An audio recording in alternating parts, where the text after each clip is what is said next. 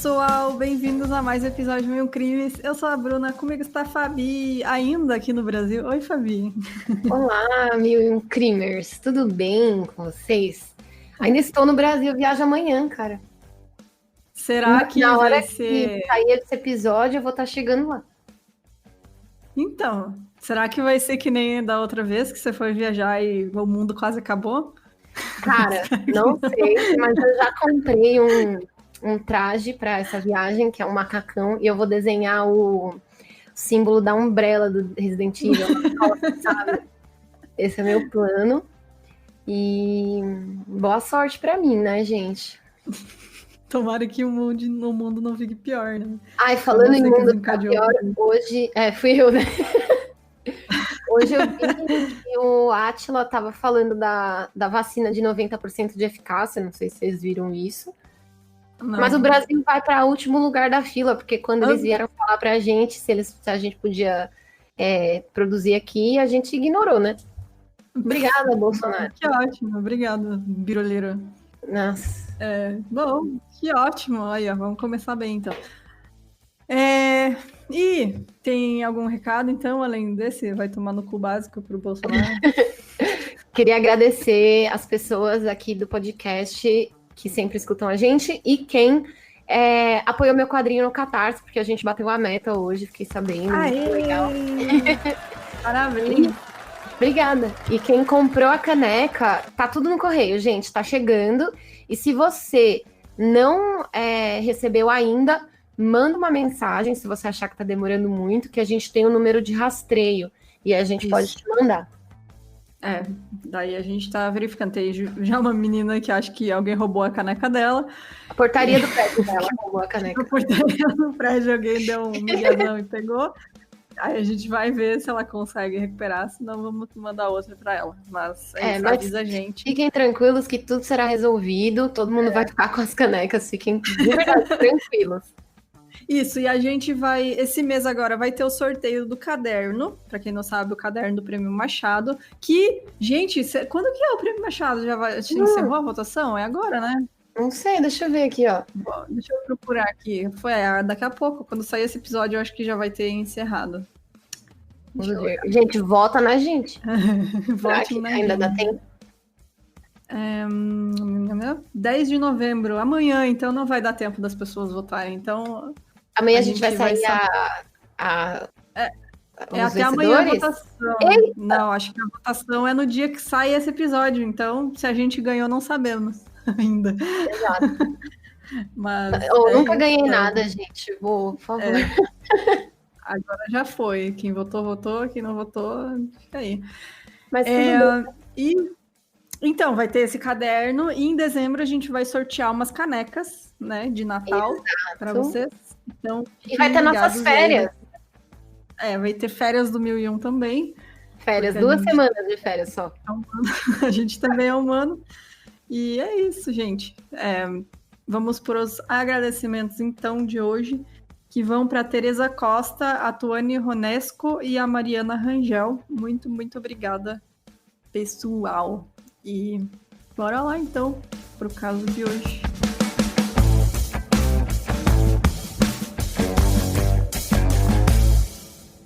No ano de 86, na cidade de Embu Guaçu, em São Paulo, em uma família pobre de uma região rural, nasceu o Champinha, que na verdade o nome dele não é Champinha, obviamente, é Roberto Aparecido Alves Cardoso. E quando criança, sua professora relatou sobre já ter visto ele maltratar animais e o descrevia como um garoto que arrumava briga fácil. Ele ficou na escola até os 14 anos, não saindo da 3ª série e sem saber ler e escrever seu próprio nome. Ainda menor, o Champinha chegou a ser apontado como participante de uma quadrilha de desmanche de carros e também foi acusado de assassinar um morador de rua, mas não existem provas sobre esse crime. Era um jovem branco pobre que ficava mais tempo na rua e sem trabalho fixo.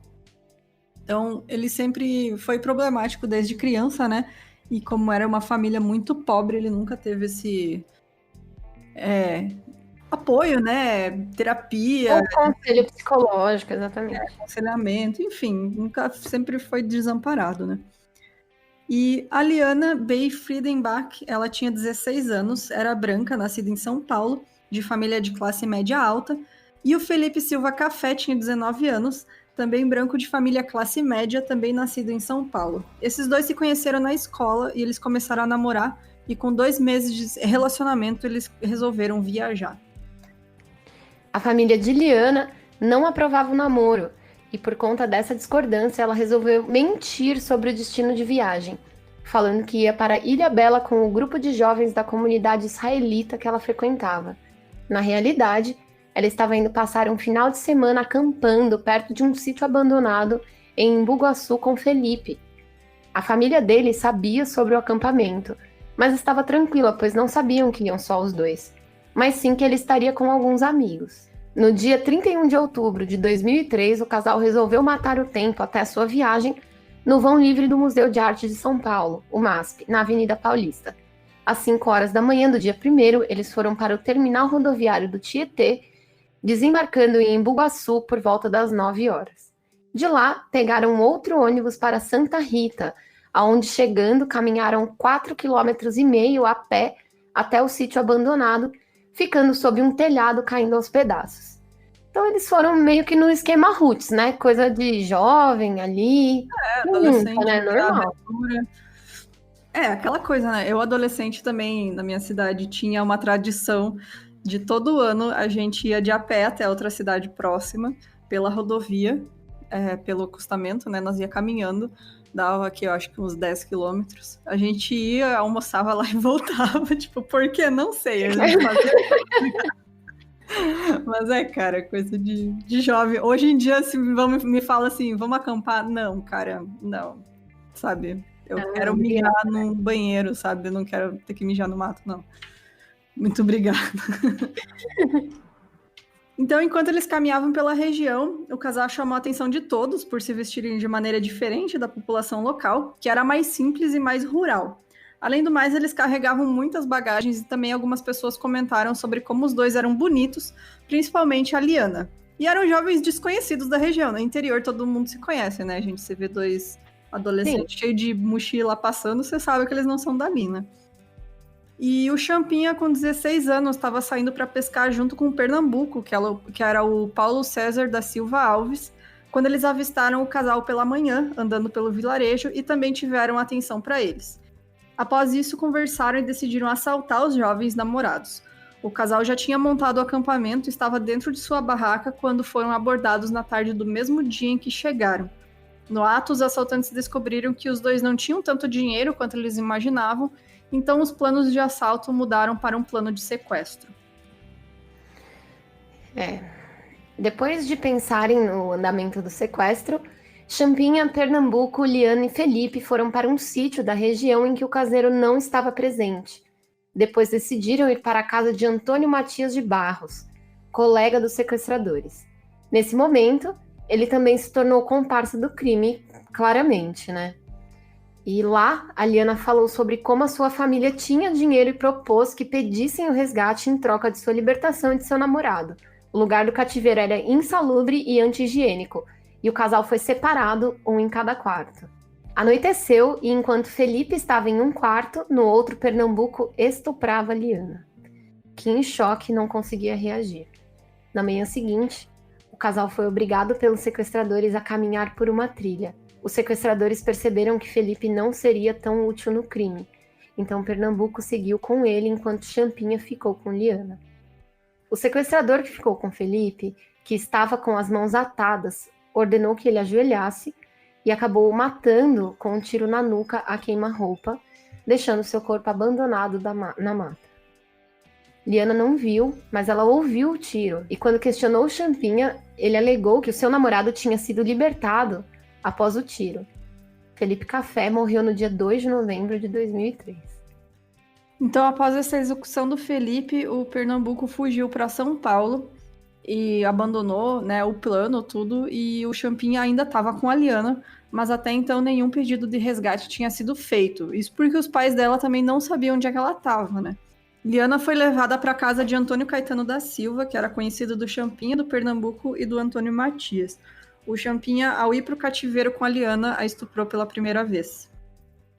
O Ari Friedenbach, que é o pai da Liana, no terceiro dia após a viagem da filha, começou a ficar preocupado. Ele começou a ligar para todas as amigas dela e acabou descobrindo que ela e o namorado tinham ido acampar e começou a achar que eles tinham se perdido na mata. Por conta disso, ele acionou o COI, que é o Comando de Operações Especiais, que iniciaram buscas na região.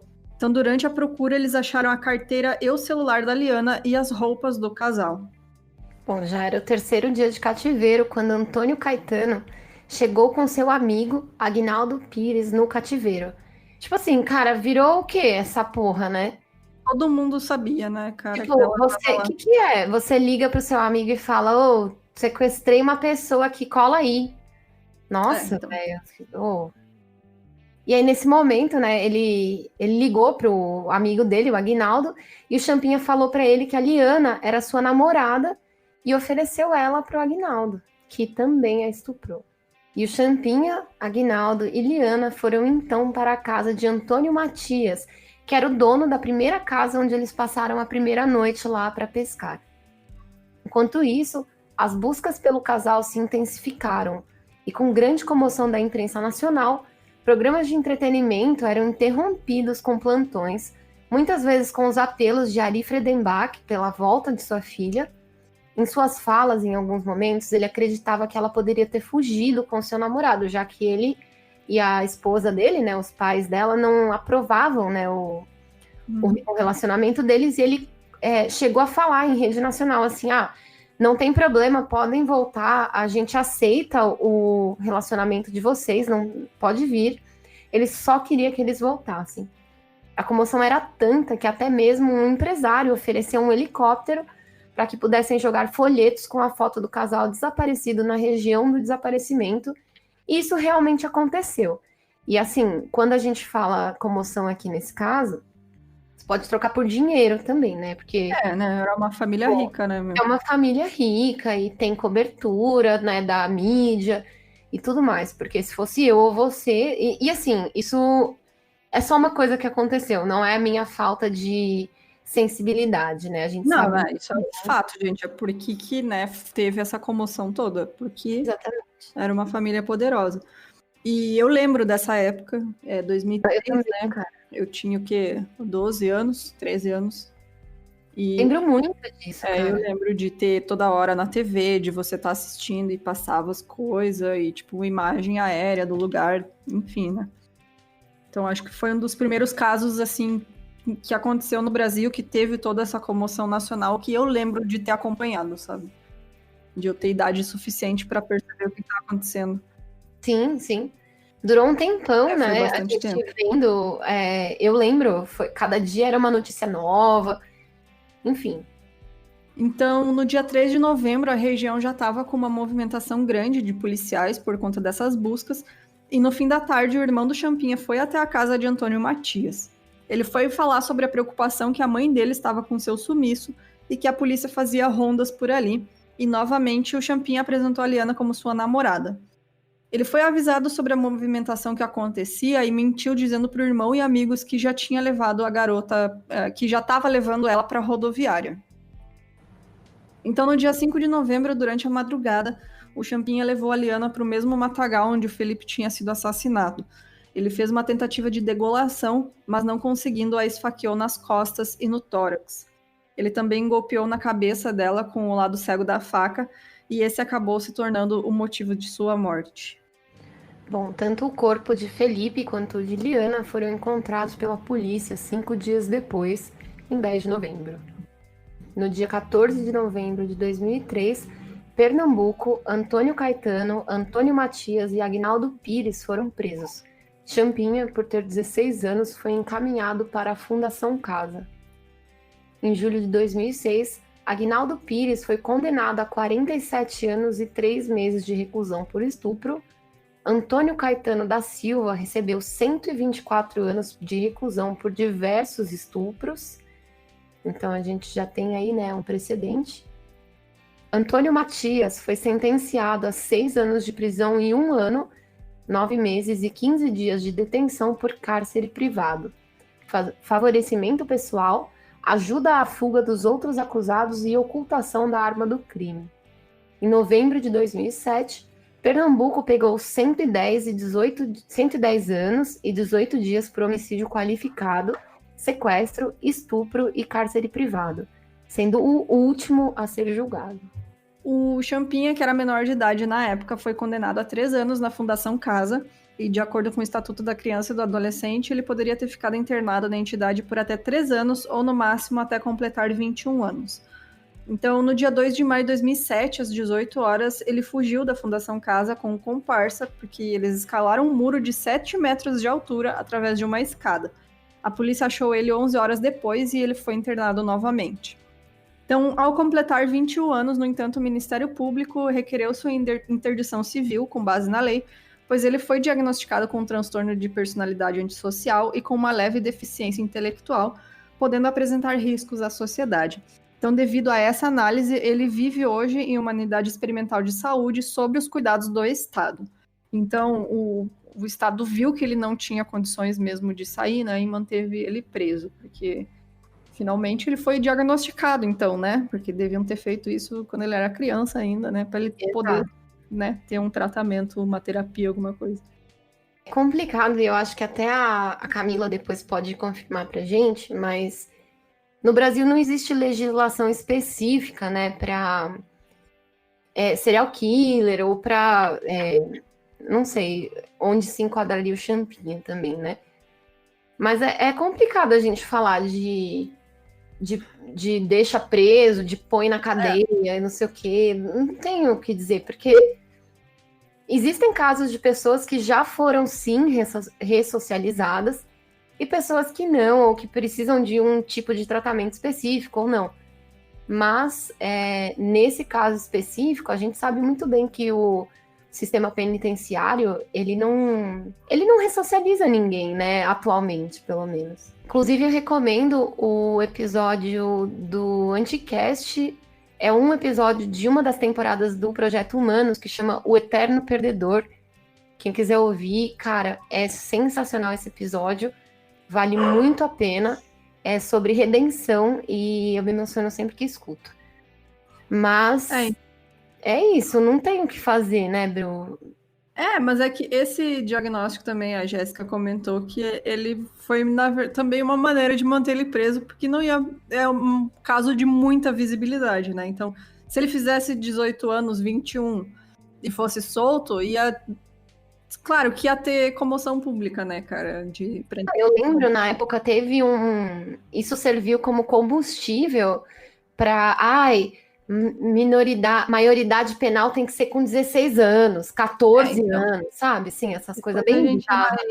Depois a gente vai comentar sobre isso, que realmente é uma merda, né?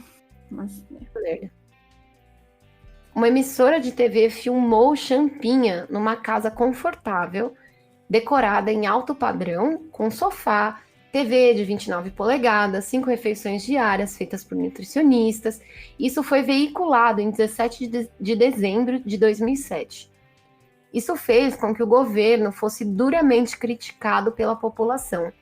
Então, o governador José Serra, né, defendeu a situação dele, dizendo que ele estaria melhor ali do que nas ruas cometendo delitos. Nossa, eu fiz o José Serra aqui, mas ele fez uma coisa até ok, né? A única coisa boa que ele fez na vida. A única coisa é porque eu vi José Serra aqui no roteiro, eu já falei, nossa. Que merda, marcou, né? A gente, gatilho. José Serra é gatilho, gente. Não, mas cara, tipo... como se, porque a pessoa cometeu um crime, ela tem que ficar, tipo, presa num lugar sem nada, né? Sofrendo eternamente, tipo, numa cela 2x2, sabe? Dormindo no próprio mijo. Não, cara, tipo, você quer socializar as pessoas, você tem que dar condições de vida pra elas, sabe? Então, seria bom se ele pensasse nisso em todos os casos de, tipo, o moleque que é preso por fumar maconha e jogado numa cadeia. E não só nesse caso que tinha alta notoriedade ou famílias ricas, tá ligado? Isso aqui tinha que ser o padrão básico, né? De tudo. Exato. Mas, tipo, cara, sabe? Mas as pessoas, né, querem, né, olho por olho, dente por dente, por elas, esse moleque ia ser morto com um tiro na testa. Ia ser, Então, bom, né? No dia 4 de setembro de 2019, Champinha liderou uma rebelião na Unidade Experimental de Saúde, onde um funcionário foi rendido pelos internos e feito de refém. O tumulto foi controlado sem intervenção da PM, então eles mesmos conseguiram resolver. Esse caso, por anos, foi muito utilizado como bandeira para quem queria a redução da maioridade penal. E durante um tempo, o pai de Liana, que é o Ari Friedenbach, defendia essa pauta, sendo levado até Brasília para ajudar nos pontos sobre redução da maioridade aos 12 anos. Porém, eu quero... acho que a gente pode fazer esse insert agora sobre o pai da Liana. Então, eu vou falar sobre ele agora, que é o seguinte. Bom, com o tempo e com estudos, né, o pensamento do Ari Friedenbach mudou muito, né? Então, você vê quando a pessoa estuda, ela muda de opinião, né? É super normal isso. Estuda de verdade, não o grupo do Zap, tá ligado? Né? Tipo, exato, né? Então, hoje ele continua sendo advogado, mas ele não é mais vereador. Ele se mostrou completamente contra utilizarem o caso da sua filha como plataforma política, como foi usado na campanha do Bolsonaro, por exemplo. Ele aponta que entende que o caso da filha se deu por conta dos privilégios que ela carregava, pois era uma menina linda, ou seja, né, branca, de olhos claros, padrão, né, de menina bonita. Em uma entrevista ele disse: morrem lianas todos os dias, mas não são filhas da classe média. Aquilo que a gente falou, né? Ele mesmo reconhece que ela teve atenção porque eles tinham dinheiro. Então, em 2018, ele tentou vencer como deputado estadual pelo PDT em São Paulo, mas não conseguiu a cadeira. E hoje ele alega defender a responsabilização do menor, mantendo a ECA do jeito que é, em termos de penalização de adolescentes em conflito com a lei.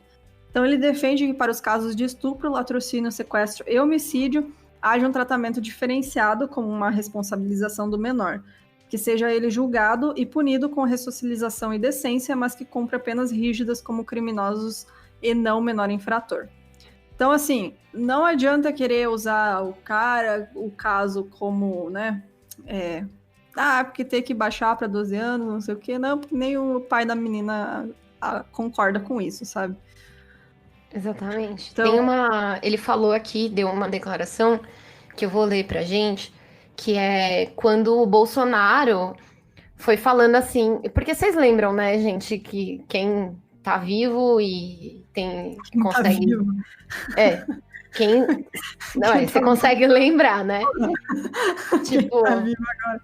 Eu digo quem tá vivo e, assim, não vive num universo paralelo, sabe? Que não é Bolsonaro. Lembra que o Bolsonaro usou isso muito tempo, e aí uma declaração dele foi o seguinte: quando os militantes do Bolsonaro foram pedir o apoio para ele, e ele disse que isso não iria acontecer, ele disse o seguinte, ele falou... Na verdade, foi o seguinte, foi naquela época que ele discutiu com a deputada Maria do Rosário, e ele falou que, eu não te estuprava... Como é que ele falou? Como é que é mesmo? Eu só não te estupro porque você não é bonita, um negócio assim. Muitos caralho dessas merda aí que ele falou. E aí, obviamente, né, que sempre tem gente que vai defender esse bosta. Não, mas ele não quis dizer isso. Tanto foi os defensores do Bolsonaro e o MBL, eles usam esse crime como uma justificativa para a fala do deputado, que diz que não estupraria a Maria do Rosário porque ela não merecia. Isso, E aí eles dizem que é porque ele quis dizer que a impunidade do estuprador, porque não sei o quê, porque por ele ser menor de idade, ele não foi responsabilizado e não sei o quê. Pau no seu cu, se você concorda com essa merda, não precisa escutar mais a gente, tá? Exato, bem, exatamente. Inclusive aí, você vai votar no Mamãe Falei, entendeu? Pau no seu cu. A Jéssica mandou um beijo, inclusive. Porra. Uma declaração do pai da Liana foi o seguinte, com relação a quando o Bolsonaro, né, falou sobre isso, o Ari Friedenbach falou: primeiro, ele não defendeu a honra da minha filha. Qualquer discurso que não acrescente nada para a sociedade não é defesa. Pena de morte não é defesa. Fazer um circo para ganhar mídia e oportunismo não é defesa. Foi isso que ele escreveu quando ele voltou a se posicionar contra a redução da maioridade penal e a pena de morte. Exato, e ele também Estuda, galera, estuda, vamos estudar, porra. Ele já pediu que pro Bolsonaro que pare de usar o caso da família para defender as coisas dele. E ele disse explicitamente: não autorizo o uso da minha história para fazer discurso de ódio ou tentar dar credibilidade às suas propostas insanas. Exato. Você tá no mesmo link que eu, né? Tô. Então, assim, né? Sim. É isso, sabe? Eu acho que é isso. É uma questão, por exemplo, aqui a gente já falou muito sobre antipunitivismo e punitivismo aqui, e abolição penal. E assim, cara, uma vez aqui no podcast, entre nós, né, a Jéssica, que é uma das pessoas que faz o podcast junto, ela me deu uma chamada um dia que eu falei, caralho, cara, preciso de fato estudar mais sobre isso, sabe? E foi o que aconteceu, sabe? E assim, foi ótimo. E eu vejo que é basicamente isso. O Ari Fredenbach, ele mudou de opinião, sabe? E ele começou a estudar e ler a respeito, e eu acho que é isso que todo mundo deveria fazer, de fato, sabe? Tipo, fale das coisas, e tanto faz o assunto que você tá falando, sacou? Tipo, entenda as coisas antes de levantar qualquer bandeira, sabe? Mesmo que seja essa do punitivismo que ele levantava, sabe? Que em momentos ele foi super punitivista, e depois ele começou a entender como a sociedade funciona em questão de estruturas, né? Exato. Mas é que realmente, cara, a justiça não tá aí para ser um negócio de vingança, sabe? A justiça Gente, não é olho por olho, dente por dente. Isso aí não é. Não pode ser emotiva. Então, por mais que a gente se revolte, a gente entende que gera revolta nas pessoas, mas a justiça não pode ser assim, sabe? Não é assim que a justiça deve acontecer.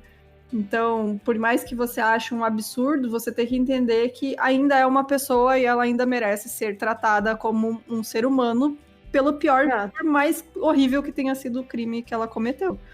Então, exatamente, sabe?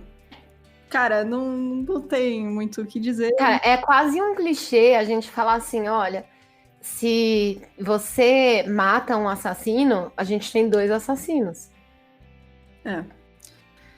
Exato. E, tipo, como é que você quer discutir a redução da maioridade penal quando quem tá preso lá é quem cometeu o furto, sabe? É menino que é usado pelo tráfico, sabe, desde os 12 anos, que não tem condição de trabalho, sabe? É menino que foi preso só porque tava na rua, no lugar errado, na hora errada, sabe? Nem fez nada. E assim, a gente vive numa situação tão louca que, por exemplo, a gente tem o caso de, tipo, do Ângelo Gustavo Pereira, que foi preso injustamente por nada, sacou? Tipo, esses dias, vocês lembram que eu contei pra vocês que meu irmão foi confundido com um cara e ele foi levado pra delegacia? Vocês lembram disso? Que eu falei no grupo do 1001? Uhum. Para quem não sabe, né, os ouvintes, eu tenho um irmão que ele é dependente químico e ele... Cara, confundiram ele com um outro cara que tinha assassinado um GCM, que é um guarda civil metropolitano, e levaram o meu irmão para cadeia e espancaram ele 2 vezes. E aí depois eles apagaram as fotos do celular do meu irmão para falar que ele não tinha provas. A sorte é que ele tinha mandado essas fotos para minha mãe, e minha mãe foi na delegacia mostrar e falar assim, olha, nesse horário ele estava comigo e ele não cometeu o crime, sabe? Senão ele também estaria lá. E meu irmão é um cara branco, um homem branco, de classe média também, então... E essa foi a sorte, porque se ele fosse, tipo, pobre, preto, fudeu, foda-se, nem ia deixar ligar pra minha mãe, sacou? O caso do Ângelo, ele foi reconhecido informalmente por fotos em rede social, gente. Sério. Pegaram o perfil do cara e usaram pra reconhecer ele como participação em um assalto. É aquela famosa fonte grupo do Zap. Fonte vozes da minha cabeça. Arial 12. Cara, todo mundo merece ter uma chance de um julgamento justo, né? Então, cara, o cara foi reconhecido por fotos em rede social. Isso não se faz. Não é à toa que tem um protocolo para seguir, sabe? Tipo de foto que você vai usar. Mas é isso, né? Num país injusto como o Brasil, é ridículo e absurdo você querer discutir, colocar redução de maioridade penal e muito menos pena de morte. Porque quem é que ia morrer aqui? Quem que já morre, né? Que já é executado pela polícia? O pobre e o preto. Eu queria falar só aqui sobre o que a Jéssica falou agora, que no grupo, né, de quem acompanha ao vivo, é que quando ela era menor... Peraí, Jéssica, posso falar? Perguntar se pode, né? Beleza. Pode.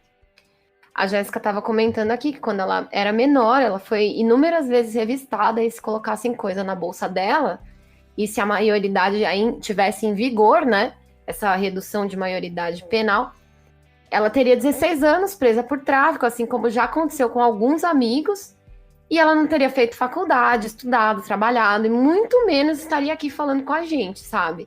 A maioridade penal não funciona em um local ideal. Imagine um local que não dá estrutura básica para os menores, né? Que a gente não tem educação, que o jovem não tem acesso ao curso superior. E nessa sociedade, a gente vai falar para julgar com 15 anos como se fosse adulto? Pronto, então. Desabafei, como diria a Jéssica, que ela falou. Não tem muito que dizer, é perfeita. Você defender isso aí é porque você não pensa muito, né? Você não parou para pensar nesse tipo de coisa, você tá agindo só pela emoção e não pela razão. Você é um liberal safado, meritocrata, tá ligado? É basicamente isso. Você nunca parou pra perceber que você tem privilégios e não seria preso, né? Tipo... Burro. Como diria a Jéssica aqui, ó, você é burro. Mas é isso, gente. A gente espera mesmo que esse episódio pelo menos faça alguém parar e pesquisar, né, sobre esse tipo de coisa, esse tipo de injustiça, que, assim, é um caso... Esse caso revolta, sim, mas ele não pode ser usado como desculpa para fazer mais injustiça, né? Então, fica aí no ar a reflexão. E se você não concorda, guarda para você, porque isso aqui não é uma democracia, não. A gente não... Exatamente. Aqui a gente é uma ditadura comunista gaysista, mas a gente tem a Jéssica anarquista também, entendeu? Mas é isso, gente. Sério, a gente tá pesquisando também, tá lendo, a gente tá sempre procurando melhorar e ter mais bagagem para poder falar com vocês, né? De modo que seja, né? Que a gente consiga expressar melhor os nossos pensamentos. E é isso, a gente espera que vocês entendam também o nosso lado e se você concorda com a gente, dá um joinha, comente o que você acha. Se não concorda, não precisa comentar, não. Se não concorda, você pode depositar R$50 na nossa conta. E pagar um boleto, aí você me fala o que você acha. Você vai ter o direito de não concordar.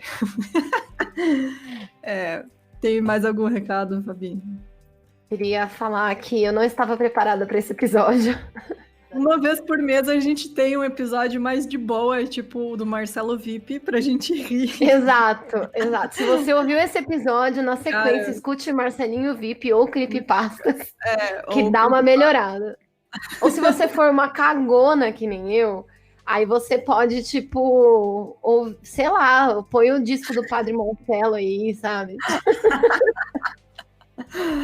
Mas então tá bom. É isso, gente. Se você quiser, então, mandar e-mail pra gente com sugestão de caso, manda pro meuincrimes@gmail.com. E se quiser nos apoiar pra gente continuar aqui xingando as pessoas, entra lá no nosso site, meuincrimes.com.br, vai ter a parte de apoio, que tem 3 opções, que é o PicPay, o Catarse e o Padrim.